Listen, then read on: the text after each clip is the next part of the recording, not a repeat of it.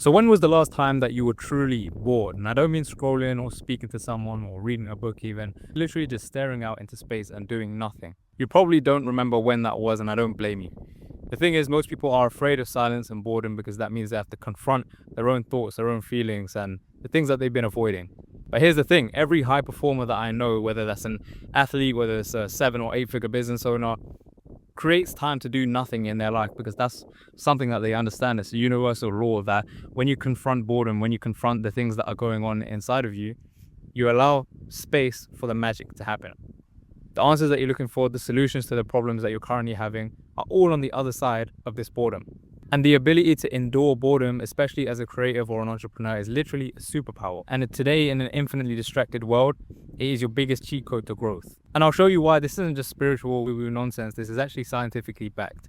And it's been proven time and time again by high performance. For example, I just listened to a podcast on how Elon Musk works, and in there was a story about how his ex-girlfriend used to wake up sometimes in the middle of the night and see him in the thinking man pose on the side of the bed, literally sitting like this, which is jokes. I'm not saying you have to do that, but he would spend hours at a time doing that in order to confront the problems he was having and to create solutions for those business problems. And he would do it for hours on end at a time.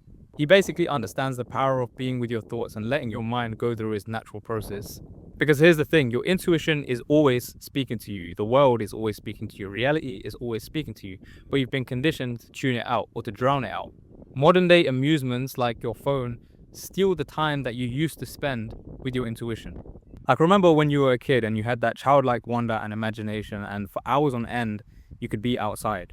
That wasn't just play, that was pure presence. And funnily enough, that's a feeling that we try to recapture as adults without even realizing it. And every time I've had a problem, whether it's in my business or just in my life, every time I return back to that childlike wonder and that imaginative state, the solutions seem to arrive. So when I boiled it down to the thing that was helping me get there, I realized it was intentional discomfort. Like training your body is a temporary pain that will grow your body bigger, grow your muscles bigger.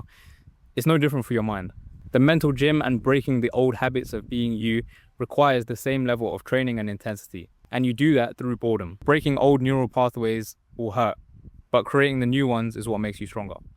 And yes, like I said, there is real science behind this. The default mode network is a network of brain regions that become active when you're not focusing on the outside world. For example, your imagination or daydreaming or your creativity. It's essentially our natural resting state when you're not actively engaged in a task. But the problem is, when you're constantly stimulated, when you're scrolling, when you're reading, when you're talking to someone, where you're filling the gaps where your default mode network should be working, you're literally losing the space in your mind for reflection, for the deeper thoughts, for your creativity. Every time you pull out your phone at a coffee shop when you're waiting in line, or you pull it out at a traffic light when you're waiting to cross the road, you're actively shutting off this default mode network, closing yourself off to insights that are there to help you. And this is literally a recipe for anxiety, depression, emptiness, unease.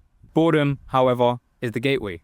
Nothing feels uncomfortable because we have to confront big questions, existential questions. What am I doing with my life? How am I spending my time? Why am I not further ahead?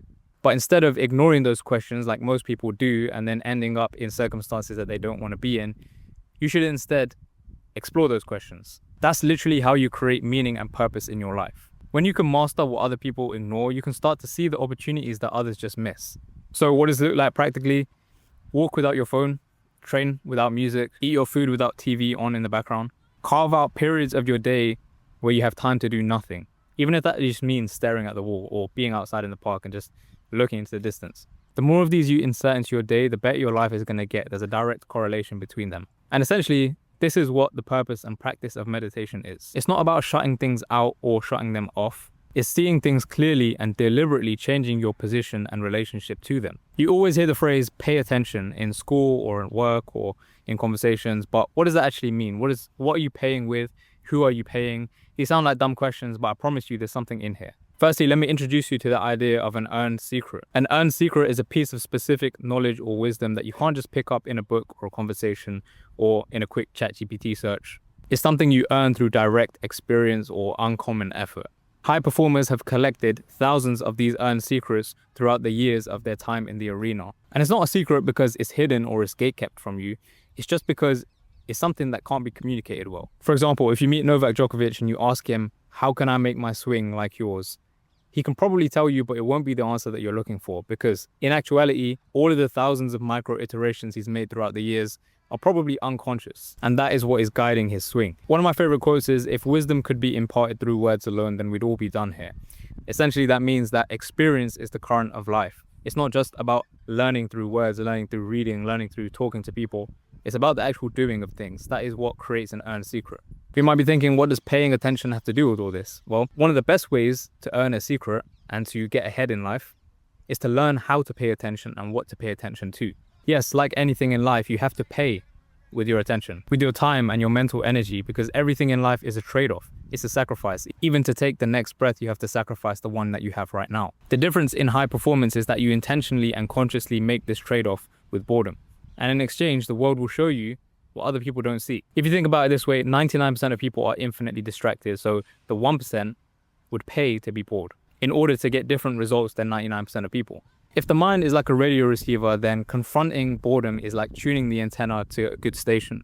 Most people will leave their radio on the default setting, and all they will get is default programming and interference, and then they'll wonder why they don't have mental clarity, why they feel lost, why they feel anxious. That is the art of boredom. That is the art of awareness. It's the art of paying attention.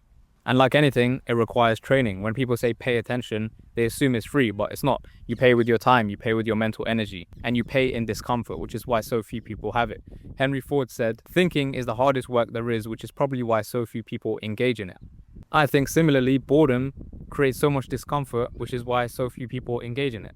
But when you create time to do nothing, when you learn to pay attention with full focus and not scattered focus, you will reap the rewards. You will be given the earned secrets. The answers that are waiting to come to the surface will be revealed to you. So try it this week. Try and carve out periods to be intentionally bored this week and watch what answers, ideas, and insights arrive to you. By the way, if you are a high performer, founder, creator, professional, and you're looking to accelerate to the next level of your life, I have opened some spots in my one-to-one work where I work through this mechanism called performance alchemy, where I integrate frameworks like this in order to get you to the next level of your life or your business.